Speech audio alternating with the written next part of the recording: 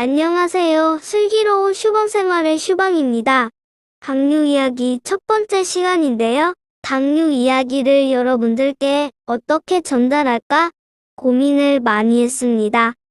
당뇨 이야기는 제 목소리를 직접 녹음해서 진정성 있게 다가가려고 했으나 마이크가 준비될 때까지 귀여운 다인이 목소리로 대신하겠습니다. 당뇨병 하면 어떤 생각을 하시나요? 노년층이 걸리는 소변에서 당이 나오는 병. 그 정도로만 생각하시죠? 나와는 상관없다 생각도 하실 수 있습니다. 저 또한 그랬으니까요. 당뇨병 환자들은 생각보다 많습니다. 우선 당뇨병은 1형 당뇨병과 2형 당뇨병으로 나뉘어집니다. 췌장이라는 작은 장기의 일부분에는 베타세포라고 하는 곳이 있는데 이곳에서 인슐린이 생성됩니다. 포도당이 몸속으로 들어오면 처리하기 위해 분비가 됩니다. 선천적으로 이 베타세포를 악성세포라고 인식해서 몸속 면역체계에서 베타세포를 파괴하여 인슐린이 분비가 안 될 수가 있습니다. 이 경우 인슐린이 분비되지 않아서 당뇨병이 생기게 되는데 이 경우를 1형 당뇨라고 부릅니다. 소아당뇨 혹은 인슐린 의존형 당뇨라고도 불리는데 1형 당뇨는 당뇨병의 5% 정도입니다. 나머지 95%는 2형 당뇨입니다. 2형 당뇨는 비만이나 잘못된 식습관, 운동 부족 등으로 인슐린은 정상적으로 분비가 되지만 인슐린 저항성 때문에 생기는 당뇨병입니다. 앞으로 이야기할 주제도 2형 당뇨병입니다. 저도 내 이야기가 될 줄 모르고 살았었는데 통계를 보면 생각보다 많은 사람들이 당뇨병에 걸리더라고요. 30세 이상의 성인 중에는 무려 30%의 사람이 당뇨병을 앓고 있는데요. 슬프게도 저 또한 이 30% 안에 들어갔습니다. 당뇨병은 어떻게 진단하게 될까요? 간단합니다. 혈당 체크하면 됩니다만 일부러 시간 내서 병원 가보는 방법 말고 알 수 있는 전조 증상이 있는데요.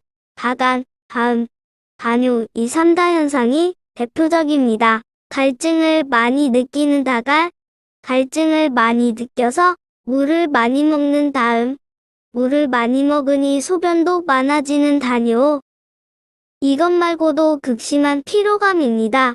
저는 앞에 말한 3다 현상은 없었지만 자도 피로가 풀리지 않아서 고생한 적이 있었는데 피로감 증상으로 전조 증상이 있었습니다. 이것 말고도 무기력감, 체중 저하 등이 있습니다.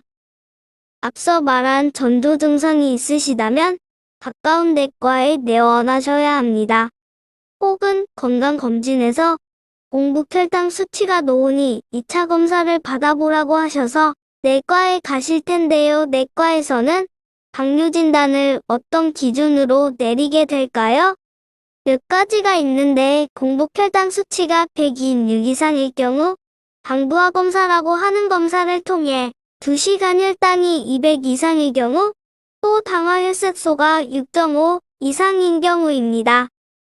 또 한 가지는 앞서 말씀드린 전조 증상을 동반한 경우 이미 시간에 혈당을 체크했을 때 200 이상일 때 당뇨 진단을 내릴 수 있습니다.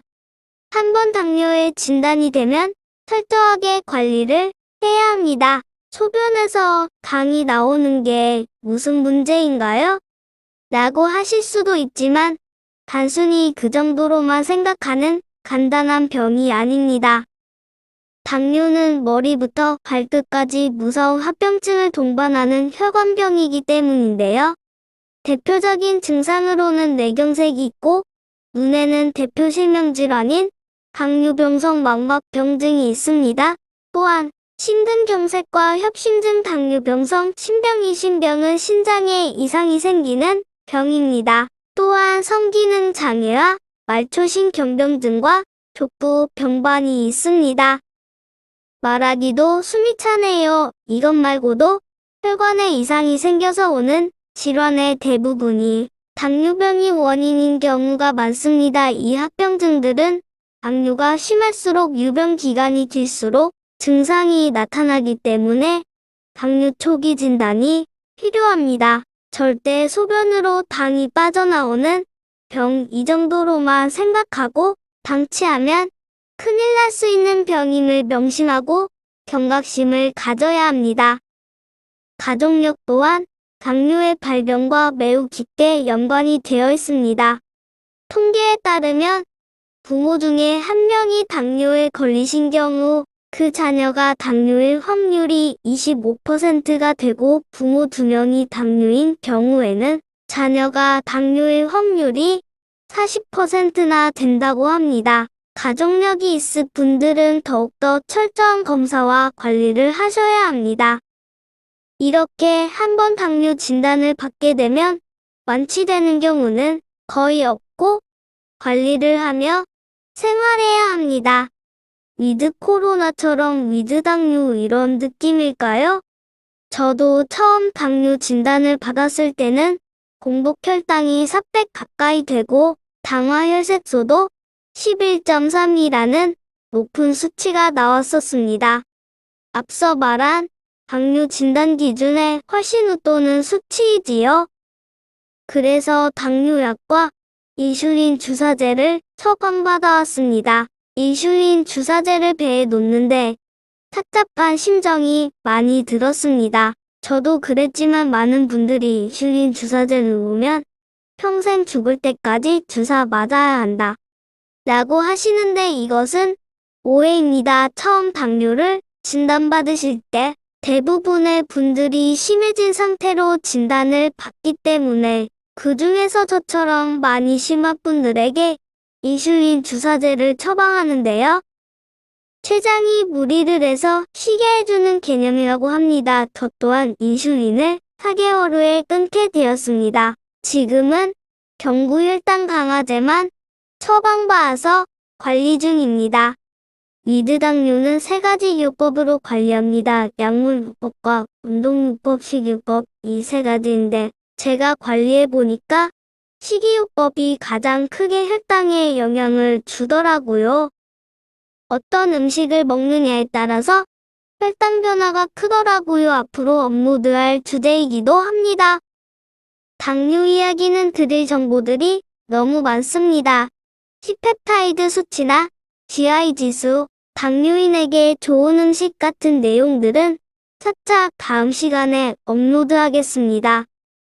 내용이 너무 길어서 지루하실 수도 있지만 끝까지 봐주셔서 감사드립니다. 여러분들은 당뇨를 예방하는 생활 습관으로 예방하시고 당뇨 시그널으로 전조 증상이 있으시다면 지체하지 말고 내과에 방문하시어 관리하시길 바랍니다. 이상 슬기로운 휴먼생활의 휴방이었습니다.